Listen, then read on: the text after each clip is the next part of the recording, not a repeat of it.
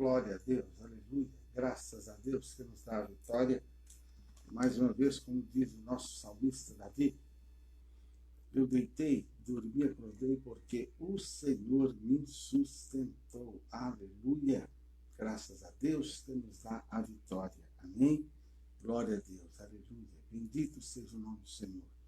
Querido Espírito de Deus, assim como tu ungiste a mente dos escritores da palavra,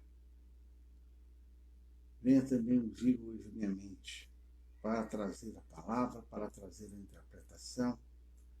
Tu conheces cada alma que vai ouvir essa palavra, assistir essa palavra. Então seja agora, ao vivo, às 5 da manhã, dessa terça-feira do mês de setembro, ou seja, o dia que for que essa pessoa assista, que tu possas falar à mente dela, ao coração dela,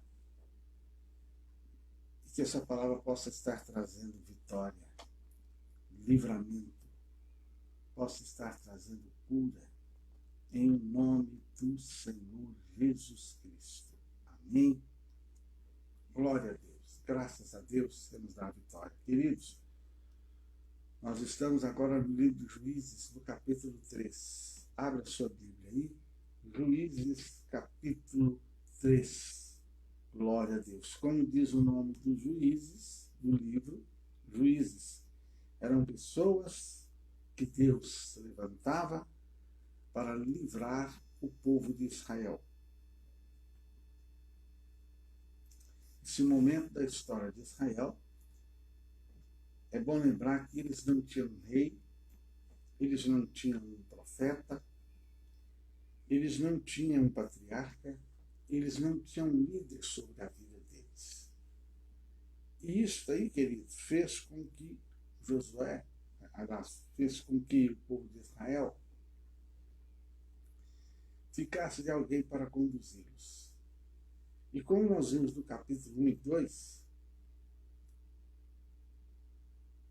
Deus ele levantava as tribos para combater o inimigo, para combater os cananeus. Mas, infelizmente, as tribos falharam, porque eles combatiam os cananeus, eles tinham que expulsar os cananeus das suas terras, só que eles não fizeram isso. Eles preferiram escravizá-los, dar a eles serviço forçado. Só que os cananeus, eles tinham os seus pecados, seus costumes, principalmente a idolatria, e o povo de Israel, o que eles fizeram? Eles aprenderam também a idolatria deles e passaram a servir aos Baals. Então, amados, veio a consequência. E aí, então, Deus, ele livrava o povo de Israel, levantando alguém, um homem, uma mulher, que fosse os juízes. Então, nós vamos ver essa parte agora do capítulo 3. Servidão dos israelitas. Estas, pois, são as nações que o Senhor deixou ficar para, por elas, provar a Israel, a saber, a todos os que não sabiam de todas as guerras de Canaã. Então, somente para que as gerações dos filhos de Israel delas soubessem, para lhes ensinar a guerra, pelo menos os que dantes não sabiam delas. Então, você vê que tudo aqui Deus tem um objetivo. Deus deixou. Por que Deus deixou? Primeiro, devido a uma falha do próprio povo, que ao invés de combater e expulsá-los, eles desobedeceram a Deus. Certo? É a consequência. Então, aqui o próprio Deus, então, é assim que vocês querem? Pois então, agora eu vou deixar. Para quê? Para que eles aprendessem, então, sobre a guerra. É por isso, queridos, toda pessoa que converte chega o momento da fé dela ser provada. Por quê? Porque é necessário. É por isso que o milênio vai ser o governo de Cristo, vai ser o governo de paz. Mas após o final de 1000 anos, Deus vai libertar Satanás novamente, exatamente para provar a raça humana no período. Por quê? Porque hoje você e eu, nós servimos a Deus debaixo de guerra, debaixo de luta, debaixo de batalha, debaixo de sacrifício, debaixo de dificuldades. Né? É muito fácil a pessoa servir a Deus sem um Satanás, sem um demônio, sem um espírito maligno para atormentá-lo. Aí fica muito fácil, não é verdade? Então, é onde existem as batalhas. Que você pode ver que nós mesmos hoje, quando nós não temos guerra, não temos batalha, a gente vai ficando relaxar, né? A pessoa vai deixando de ler a Bíblia, vai deixando de orar, de buscar a Deus, de estar na igreja para louvar, adorar, certo, queridos? Então, tem aí as adversidades, onde a nossa fé ela é provada. Então, 5 príncipes dos filisteus e todos os cananeus e sidônios e heveus que habitavam nas montanhas do Líbano, desde o monte de Baal-Hermon até a entrada de Amate. Então, são essas nações aqui que ficou para perturbar. Qual área da sua vida que às vezes você nota uma batalha, uma dificuldade? Você pode observar que às vezes cada família tem batalhas, né? Tem dificuldades. Tem família que às vezes a batalha é sempre aqui nas finanças. Tem família que às vezes são questões do caráter. Às vezes certos pecados que o pai comete, os filhos cometem, os netos cometem, e aí vai. Se você for observar na família. Estes, pois, ficaram para, por eles, provar a Israel, para saber se dariam ouvido aos mandamentos do Senhor que ele tinha ordenado a seus pais pelo ministério de Moisés. Então, aqui fala os inimigos que ficaram para provar Israel, para saber se eles iriam obedecer a Deus.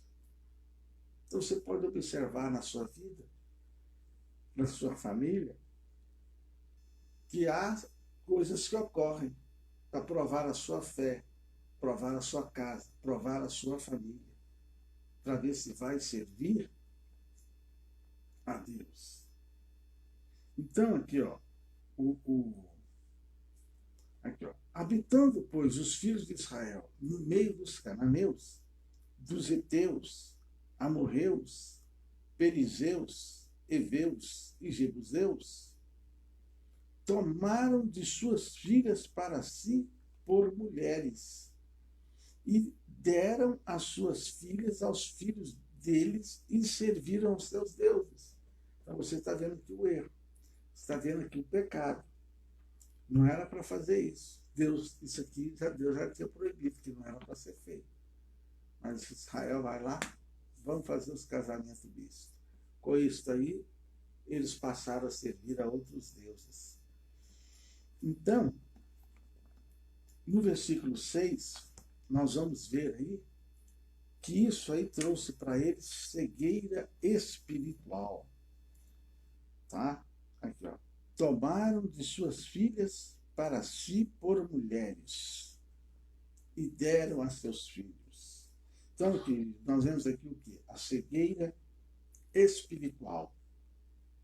A cegueira espiritual de Israel era tão grande que o povo não apenas compartilhou a terra com os pagãos, como também casou seus filhos com as filhas deles. Deus não queria que eles compartilhassem a terra, era para eles terem expulsado. Mas eles agora começaram a compartilhar e ainda casar os seus filhos. Por ordem, então, que nosso Deus, os israelitas deveriam tirar essas nações de Canaã. No entanto, se uniram a elas familiarmente. Então, com isso, queridos, o povo adotou as crenças, olha aí, adotou as crenças, as culturas e os costumes dos idólatras. Certo, amados? Êxodo 34, 15 a 16, você pode conferir lá, que fala sobre isso. Então, esse ato de desobediência corrompeu, queridos, a fé de Israel. Então, por isso que fala assim, né? Diga-me com quem tu andas, eu te direi com quem tu és. Tem um detalhe que todos conhecem isso. Então, amados, é muito importante isso. A pessoa que você está vivendo, a pessoa que você está convivendo, a pessoa que você está mantendo um relacionamento, está mantendo uma amizade. Tudo isso, queridos, tem uma coisa chamada transferência. Transferência. Então é muito importante. Certo? Então, amados, versículos 10 e 11 fala agora sobre Otiniel. Aqui, ó. E os filhos de Israel clamaram aos... vamos ver aqui, então. Os filhos de Israel fizeram o que era mal aos olhos do Senhor. E se esqueceram do Senhor seu Deus e serviram aos Baales e Astarote. Então a ira do Senhor se acendeu contra Israel e ele os vendeu na mão de Cusã, rei Zataim, rei da Mesopotâmia, e os filhos de Israel serviram a Cusã, rei Zataim, 8 anos. Vocês desobedeceram, então Deus entregou. Bom, então agora vocês vão servir ao Cusã, rei Zataim. E ficaram ali, então, 8 anos servindo.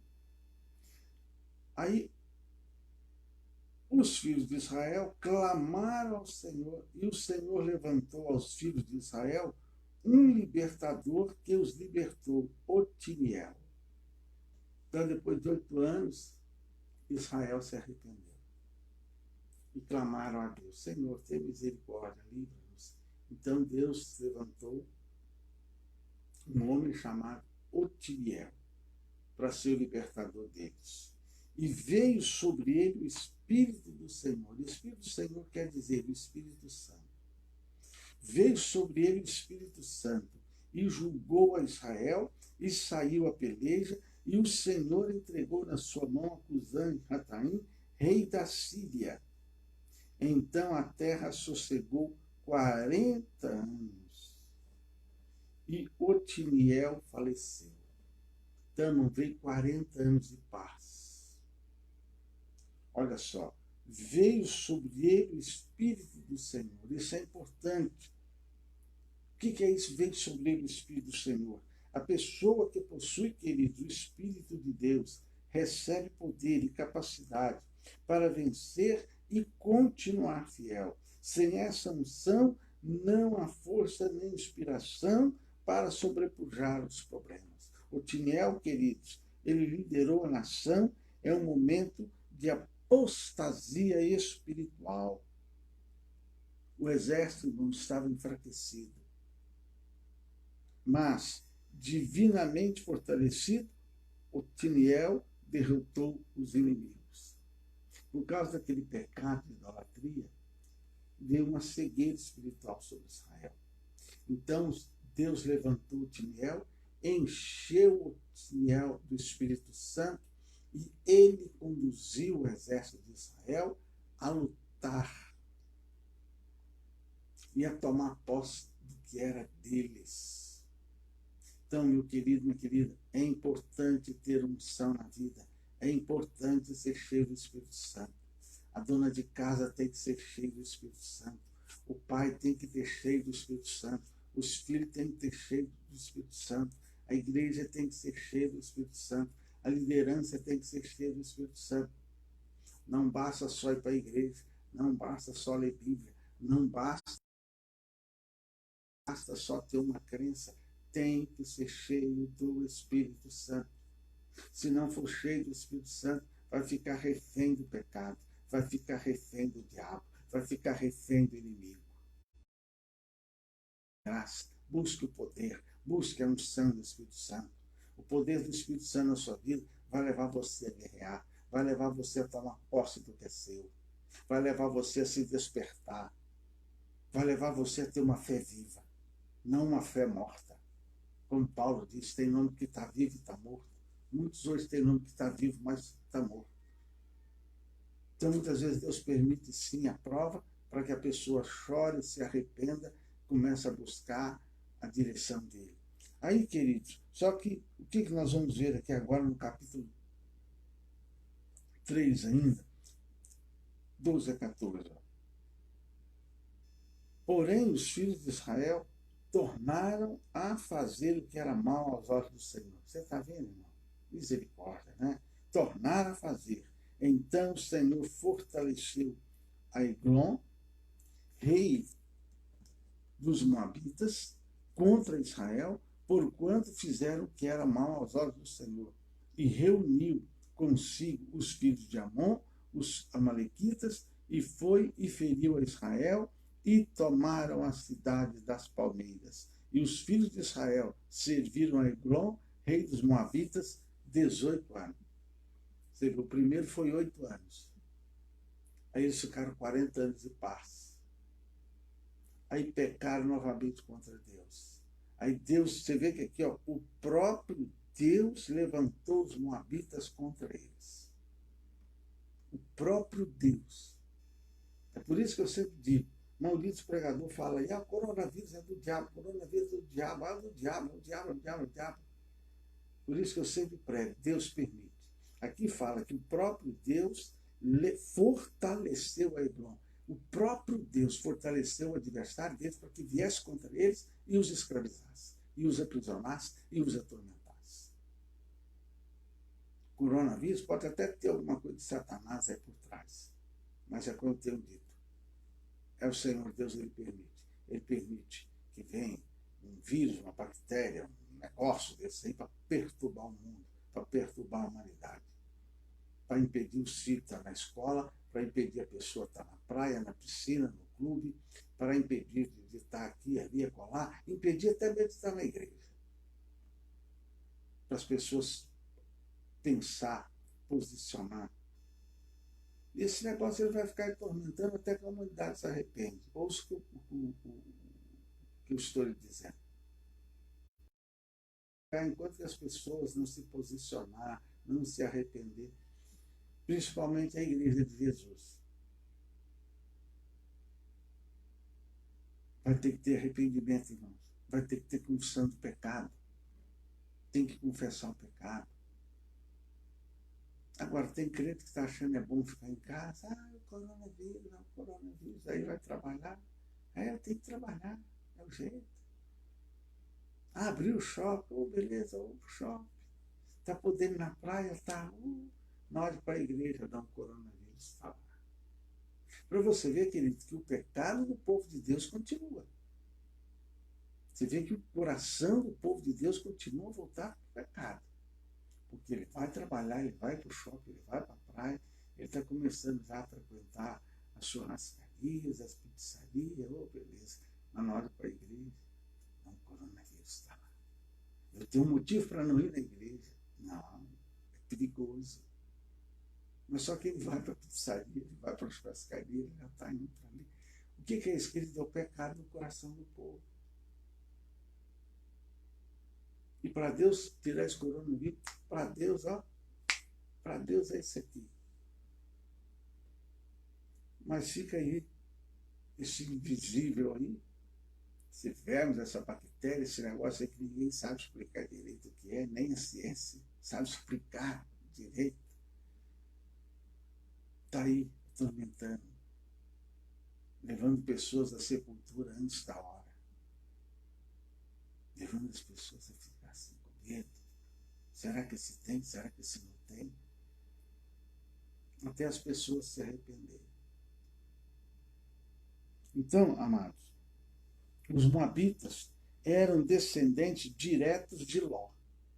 Né? Eu já expliquei lá no livro de Gênesis, quando eu falei para você sobre Ló, está gravado aí no meu canal, Humberto e Vilca Leles. É só você ir lá nos livros de Gênesis, ó, 19, Você procura no canal aí, lá Gênesis 19, que tem essa mensagem sobre o Ló. Então, os moabitas, eles eram descendentes direto de Ló e suas filhas, e sua filha mais velha. Quando ele pecou com as filhas, ele teve filho com as próprias filhas. Elas o embebedaram, ficaram com ele, e nasceu filhos ali então do pecado. Então, esses moabitas, eles eram descendentes direto de Ló. Eram descendentes que veio de uma linhagem de pecado, de desobediência, né? Então, embora fosse um pequeno reino, Moabe venceu e dominou Israel por 18 anos. Está vendo, queridos? Como consequência do pecado, o nosso eterno Deus, querido, disciplinava o seu povo. Deus disciplinava o seu povo por causa do pecado, permitindo que ele fosse subjugado pelos inimigos. Sem a sua proteção, os israelitas eram humilhados e oprimidos. No entanto, quando surgia uma liderança fiel e justa, eles se voltavam novamente para o Senhor. Quando esse líder morria, o povo começava a praticar os mesmos erros e se afastava de Deus. Então, levantavam um líder espiritual, eles buscavam a Deus. O líder morria e eles, morreram. Assim, irmãos, é como hoje. As pessoas precisam de liderança espiritual. Precisam de um líder que busca Deus. Por isso que é muito importante a figura do pastor nessa hora. O pastor ser um homem de Deus. Um pastor que ore. Um pastor que tema a Deus. Um pastor que reconheça que precisa de se humilhar, precisa do arrependimento, precisa o povo se voltar para Deus. Louvado seja o nome do Senhor Jesus. Glória a Deus. Aqui estamos, do capítulo, versículo 15 a 22, ó.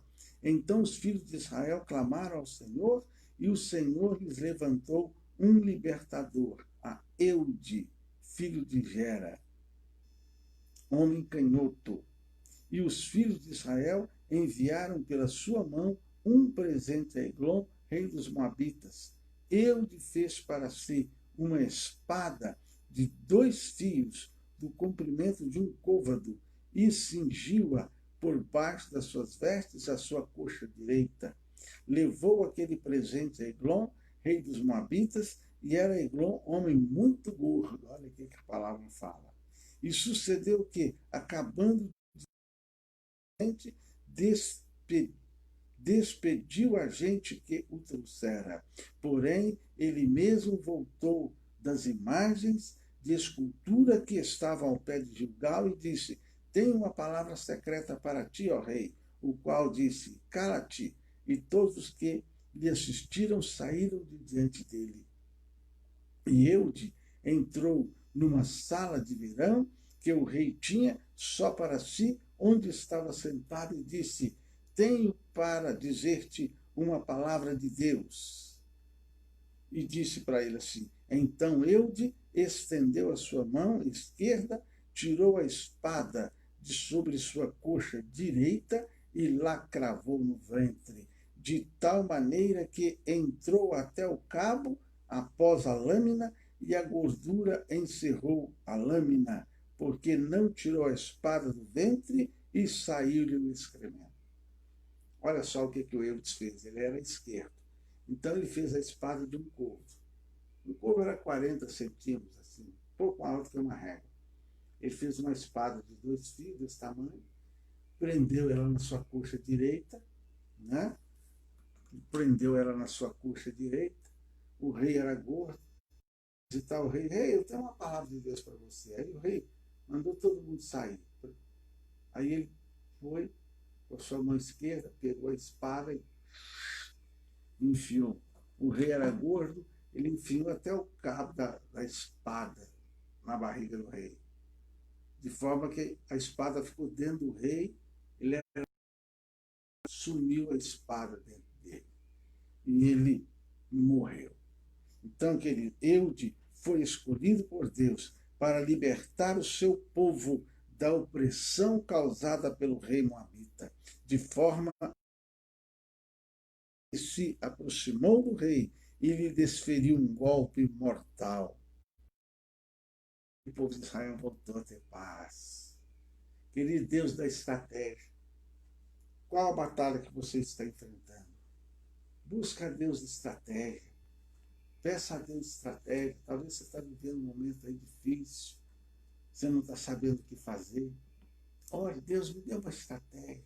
Essa foi a estratégia que o Espírito Santo deu eu. Faça uma faca. Coloca na sua perna esquerda. Fica sozinho correndo. Não, hein? Estou pregando isso aqui e depois você tem um inimigo aí. Vou eliminar ele.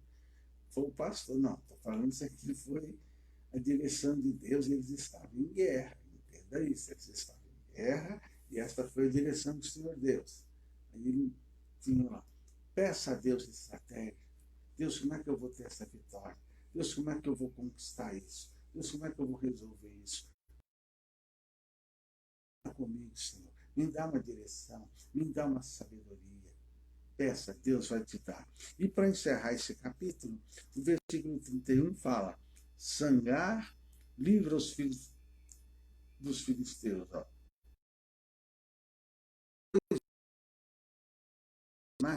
Que feriu a 600 homens com uma aguilhada de bois e também ele libertou Israel. Então, querido, só que no capítulo 3 nós vimos 3 juízes, 3 libertadores: o Otiniel, o Eude e o Sangar. Amém? Então vamos orar. Ó, aguilhada de bois. Ó. Era uma vara comprida cuja ponta era de ferro. Era usada para dominar os animais. Sangar a utilizou para ferir filisteus. Pouco se sabe sobre Zangar. Ele é citado apenas nesse versículo, queridos, e no canto de Débora. Né? No entanto, a forma extraordinária como foi usado por Deus não poderia deixar de ser mencionada. Então, queridos, é o que eu te falei, estratégia. Deus usou o Tiniel de uma forma, o Eude, Deus usou ele com uma faquinha, ele matou o rei gordo, né? E esse Zangar, você vê que a Bíblia fala sobre ele. Mas você vê que ele era um cara valente. Então, antigamente tinha, né, uma vara grande pontuda que o cara tocava no boi. Esse Zangar, ele, com uma vara de ferro, matou 600 homens. E assim ele libertou Israel. O Zangar sozinho, só ele, queridos, com aquela vara, com aquela ponta, matou 600 homens, só ele, e deu livramento a Israel. Então você vê só que nesse capítulo 3 nos fala de 3 reis, de 3 pessoas, cada um com uma estratégia. O Otiniel comandou o exército, o Eude foi sozinho, matou o rei, e o Zangar sozinho, com uma vara pontuda, matou 600 homens e libertou Israel. Vamos pedir a Deus, então, neste dia, sabedoria. Querido Deus e Pai, dá-nos estratégia. Essa tua serva, dá uma estratégia. Dá estratégia, dá estratégia. As tuas filhas estão vendo ao vivo agora. Talvez elas estão enfrentando luta, meu Pai. Talvez elas estão enfrentando uma peleja muito grande. Dê a elas uma estratégia. Meu Deus, o Otiniel, o Senhor deu uma estratégia. Senhor, o Eude, o Senhor deu uma outra estratégia. O Zangar, o Senhor deu uma outra estratégia. Pai, o inimigo era o mesmo, o adversário era o mesmo, as guerras, a opressão, mas a cada um desses teus filhos, o Senhor deu uma estratégia diferente para vencer o adversário. Senhor, dê estratégia a esta mãe, dê estratégia a este pai, dê estratégia a esta mulher que está vendo-nos agora, ao vivo, nessa live, madrugada pela manhã. Oh, Senhor, dá uma estratégia a esta mãe, dá uma estratégia a esta esposa, dá uma estratégia. Aqueles que vão alguma mensagem honre-o, falando com ele, falando com ela. Dá-lhe uma estratégia. Este pai que está vendo a sua família se perder, ou a família que está, esta família que está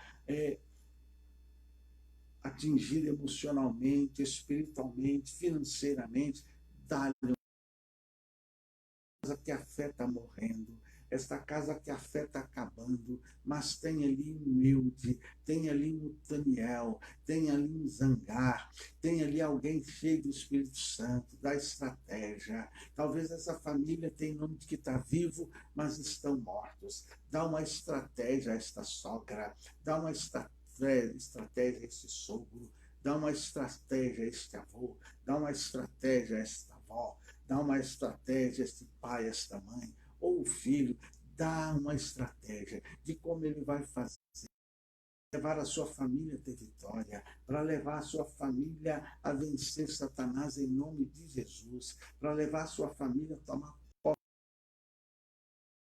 querido Deus, que através da pessoa bendita do Espírito estratégia, dê estratégia a esse pastor que está nos assistindo, dê estratégia a essa pastora, dê estratégia, dê estratégia. Cai as escamas espirituais e dê estratégia e conduza em vitória, conduza em triunfo. Esta pessoa que talvez demônios tenham cercado, a derrota, talvez aquele chamado pecadinho, vai aproveitar a brecha para lhe trazer lutas e discórdia. Meu Deus, aquele que está enfrentando batalha, porque quem sabe pecou contra ti, entristeceu teu espírito. Oh Deus, que essa palavra despertar a sua fé e levá-la ao arrependimento e levar ao choro, levar à confissão de pecado, e levá-lo ao abandono do pecado, e levá-lo a ser novamente revestido pelo Espírito, e assim cheio do Espírito Santo, assim como agiu o Eude, assim como agiu o Otoniel, assim como agiu o Zangar. Oh Deus da glória, que cheio do teu Espírito o Senhor possa conduzi-los à vitória, em nome do Senhor Jesus. Querido, amém, minha querida? Agora é a hora da gente continuar orando. Agora é a hora que agora eu vou falar. Aqui, ó. Eu faço assim e aqui eu vou estar orando, intercedendo por você, por sua casa. E a minha oração de hoje vai ser: Senhor, dá-nos estratégia. Peça a Deus estratégia, que Ele vai te dar a vitória. Amém, queridos? Glória a Deus. Isso aqui agora, na hora de orar, eu coloco assim para estar em oração. Olha, um beijo no teu coração, viu?